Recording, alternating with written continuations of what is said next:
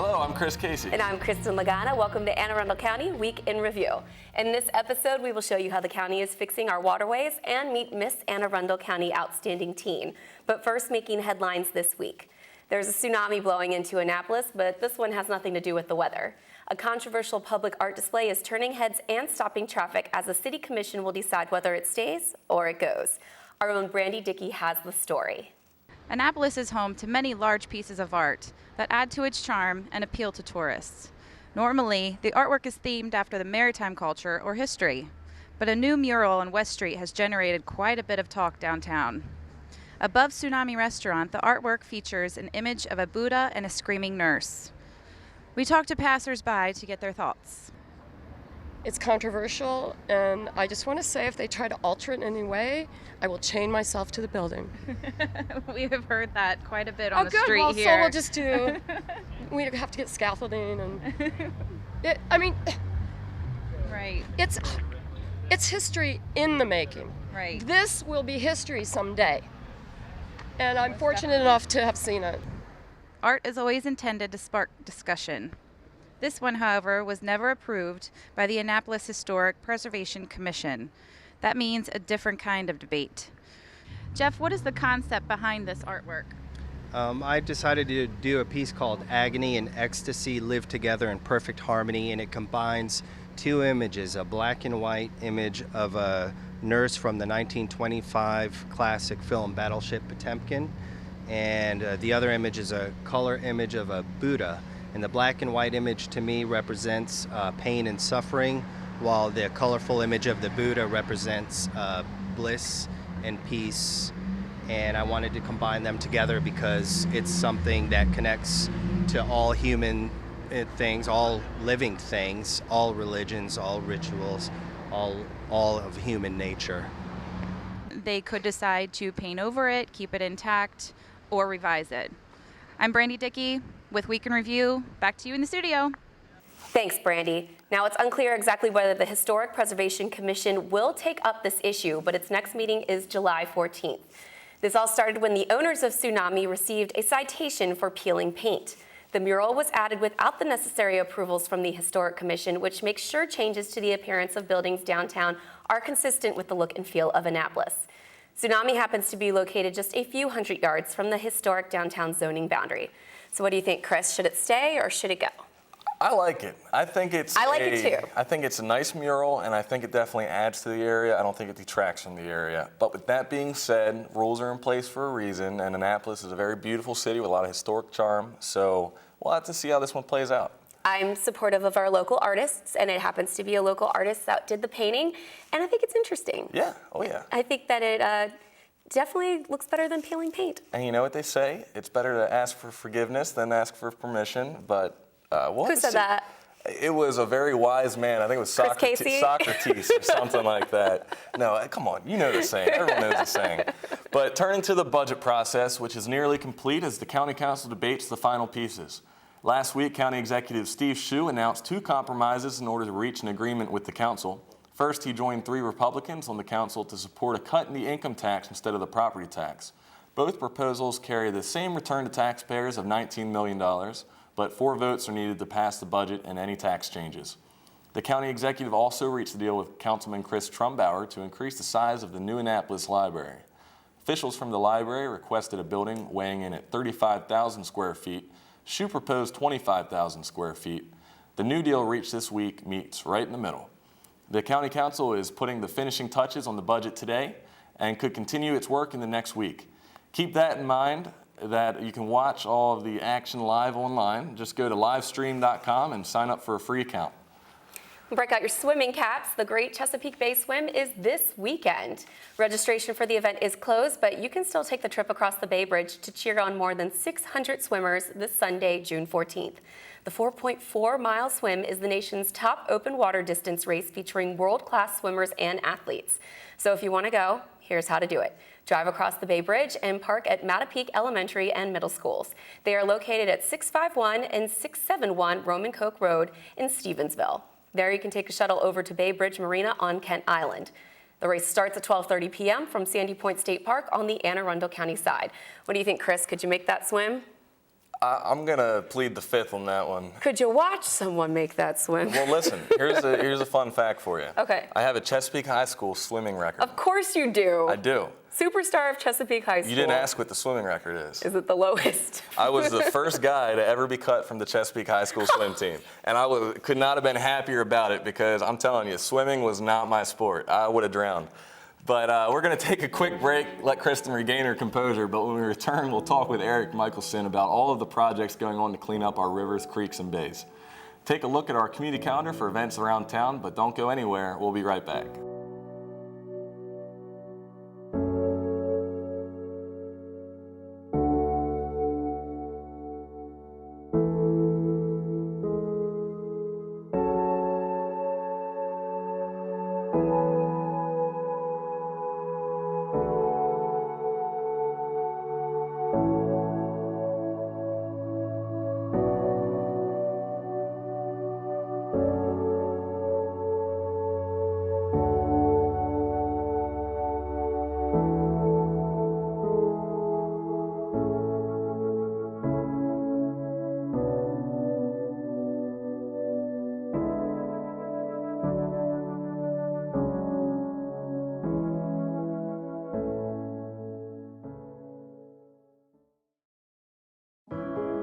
Taking care of a family member can lead to plenty of questions. Fortunately, there's a place to get the answers, for them and for you. Find articles, tips, and tools from experts and others who have been in your place. The Caregiving Resource Center at aarp.org/caregiving. Welcome back. Joining us on the program this week, we have Erik Michelsen, Administrator for Anne Arundel County's Watershed Protection and Restoration Program. Erik, thank you so much for joining us this week. Thanks for having me. Can you take us a bit through your experience with watershed protection here in Maryland? Sure. So for the past, I've been with the county now for about 1.5 years, but before that I was with the South River Federation for 6 years, working out of Annapolis and Edgewater to protect the South River. We did a lot of restoration, scientific monitoring, education and outreach, and so coming into the county role really was just an amplification of those original efforts. And so building the Watershed Protection and Restoration Program, which has been in place now for 1.5 years or 2, we've really been focused on expanding our capital restoration implementation program, expanding community outreach, and also doing monitoring both to look at the effectiveness of our projects as well as to meet certain permit conditions that we have. Well, definitely here in Anne Arundel County, all of our residents, we definitely appreciate our waterways. So thank you for all the service you've been doing for those. Absolutely. We keep an eye on your Facebook page, which if you're not friends with the Watershed Protection and Restoration Program, you definitely should be. And you have some great projects that are going on, many throughout the county. Can you highlight a few of the bigger ones that are going on right now? Sure. So we've got a couple of projects that should probably start this summer. One on the campus of the community college down in Arundel on Dividing Creek. It's a large stream and wetland restoration project, as well as some retrofit of the existing stormwater practices on the campus. We've got a big project in Herald Harbor on the Severn River. It's an outfall restoration project. And we've got several on the Marley Creek watershed too, where we're going back, taking old ponds that essentially were designed for really volume control and providing water quality benefits associated with those. So we've got projects going on throughout the county, and we've got over 237 projects in the pipeline at this point. So busy. Very busy, very busy. Yes. Well, one of the things we were talking about before the show was, for me, the most interesting part is how we're restoring these ecosystems that have either been destroyed by development and by, having concrete culverts just built for conveying the water from the streets to the creeks. What's the environmental impact of all these projects? Well, you're right. One of the things that we've done and sort of the historical development patterns have taken some of the resilience out of the natural systems, either by paving them over or piping them or putting them in concrete channels. And what the program's really aimed at doing is rebuilding that resilience. So creating these or recreating these natural systems to provide water quality, to protect our tidal creeks and rivers, as well as to create natural resources in the communities. And really one of the things that we want these projects to become is community amenities. So we're looking at providing educational signage, walking trails, in some cases bridges, other kinds of things that allow community access so that areas that were sort of off limits or maybe nuisances before become something that becomes a community amenity that improves property values and hopefully attracts families and people who want to be in natural areas. I remember we were at a community association meeting, you were talking about a woman that bought her apartment because she was able to look out on her balcony and see that new ecosystem every day. Yeah, there's a project in Serena Park that was completed a couple years back, and I was at a presentation for some real estate agents talking about the Watershed program, and one of the real estate agents conveyed a story of home buyers who actually bought the project bought the house because it backed up to the project, which I thought was really cool. Yeah. And I did not have to send her a check after the presentation. So we've got environmental benefits and quality of life benefits too. Absolutely. Now, how are you able to track what you're doing with these projects as far as any results you might see, the efforts that you're putting into them? So it's a great question, and one of the things that a lot of people are concerned about is the transparency and accountability with the program, which obviously is a lot of money being spent. That's totally understandable, and we've prepared a 2014 annual report basically showing where the money's been spent geographically and how it's been spent, and we're actually working on our 2015 report right now. Have that out probably in late July. We'll be on our website, which is aarivers.org.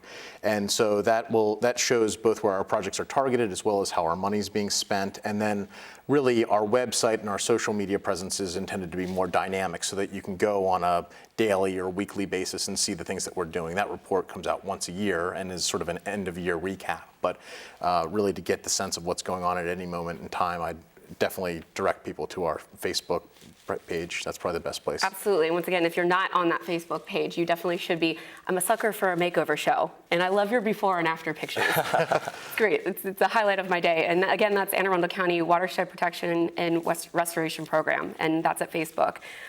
Finally, if anyone out there wants to get involved, if they want to be involved with some upcoming cleanups or plantings, what's the best way to reach out to you? So that's a great question, and really one of the things that we're trying to do, again through our social media presence and through some of the other things we're doing, is coordinate with a lot of the local watershed organizations throughout the county. So you've got groups all the way from North County, Patapsco, Watershed, down to Herring Bay and South County and everywhere in between. And a lot of those groups are involved in stream cleanups or restoration activities or plantings, and so we highlight those on our Facebook page. We are also trying to build some opportunities for volunteers through our program. It's not sort of been historically the way the county's operated, but we would like to have a couple of opportunities a year where people can come out and do plantings on sites, and maybe if they're not plugged into those watershed groups. But like I say, local watershed groups, you can get in touch with us through our website, aarivers.org, and then the Anne Arundel County Watershed Stewards Academy, which is one of our partners working through they're a nonprofit, but they're housed at Arlington Echo, which is part of the school system. Love Arlington Echo. It's a great organization, and they basically train individuals to become stewards in their neighborhoods of implementing best practices and that sort of thing. So and the pictures on the website just don't do it justice. So I would encourage anyone that is curious about the Watershed Protection and Restoration Program to get out there and see one of the project sites. Yes, it's really cool. I was out there last week at one of your sites up in Linthicum. And little tadpoles jumping around, and it didn't even look like a stormwater system. It looked like a natural ecosystem. So it's at this point, as these sites get established, you've got frogs, you've got turtles, you've got snakes to some people's consternation, but you've got fish, dragonflies, all sorts of stuff. So they really are functioning natural systems, which is exciting to see. Oh yeah, especially if you're a kid. Yes, kids love this stuff. Yeah, absolutely. And even older kids like us. Yeah. Yes, can't forget us. Forever young. Well, thank you for all the service you're doing for our waterways, and thank you so much for stopping on the program this week. And remember, you can get out there, you can get involved, you can support aarivers.org, and of course Facebook with the Anne Arundel County Watershed Protection and Restoration Program. Thank you so much for being on the program, Erik. Thanks for having me. Absolutely. Don't go anywhere. We'll be right back with more Week in Review after this.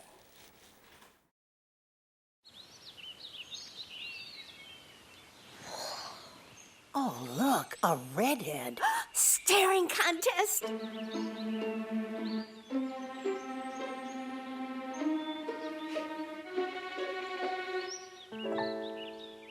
You still got it. I know. Come alive with the forest. The dad was cute. You were looking right at us. Visit discovertheforest.org to find a forest near you. Welcome back. We never miss an opportunity to highlight young people in the county doing great things. And when Tuesday comes around, we hope you will remember the message from this local teen. Our producer Dave Abrams caught up with her this week to talk about her mission to spread awareness of Tourette's syndrome on her way to competing to become Miss Maryland Outstanding Teen. Dave. Thanks a lot, Kristin and Chris. We have a very special guest on the show today. Thankfully, she is here to keep me from breaking the camera. We have Miss Arundel County Outstanding Teen, yes. Carolyn Kristin. Thank you for being on the show. Thank you for having me. And so tell our viewers why you are wearing teal today. I'm wearing teal because the month of May 15th to June 15th is National Tourette Awareness Month. And on June 9th, I offered a resolution to the county council so we could have Teal Tuesday to spread Tourette awareness throughout the whole county. Okay. And why are you interested in Tourette's? I was diagnosed with Tourette syndrome. No, you don't. You don't have Tourette's. Yes. Summer after second grade. And the struggles I've faced have led me up to this point, and I would just like to speak about it and share the awareness about Tourette's. So when the show airs, Teal Tuesday will be complete. What can people do? Is this a recurring event, or how do people get involved? Well, in May 15th to June 15th, it doesn't matter which Tuesday it is. Every Tuesday can be Teal Tuesday, even out of that certain month. But if you see someone in the street or in the mall or anywhere really who's different or who does different motions with their face, just be sure and you know that it's probably something that they can't control, and that you should just be grateful that they're expressing it the way they are. And how do you deal with it? Because I mean, you've obviously worked on it a lot. I mean, how do you speak so clearly and so well? That took work, right? Yes. I'm actually a National Tourette Youth Ambassador. For the past 2 years, I lobby on Capitol Hill, talking to senators and representatives about research and funding. So that kind of opens the doors and gives me a voice to freely speak about it. That's great. Good for you. And what high school do you go to? I go to Archbishop Spalding. All right. Very good. Well, I'm sure Kristin Lagana is extremely jealous of your crown right now, and she wishes she had that crown. But I'm sorry, Kristin, it's not for you. And by the way, you can vote online for your favorite Miss Outstanding teen in the state, and we're going to throw the website up there for you. So please go out and vote for Carolyn, and thank you for being on the show with us. We really appreciate it. Thank you for having me. Back to you guys in the studio. Thank you, Dave. That crown is exactly where it belongs. And here's what you should do right now. Go to www.missmd.info and click on People's Choice Voting Teen. Then vote for Caroline. The contestant with the most votes by June 26 will become a top 11 finalist for the pageant in Hagerstown that weekend. And vote for Caroline, people. Just go do it now.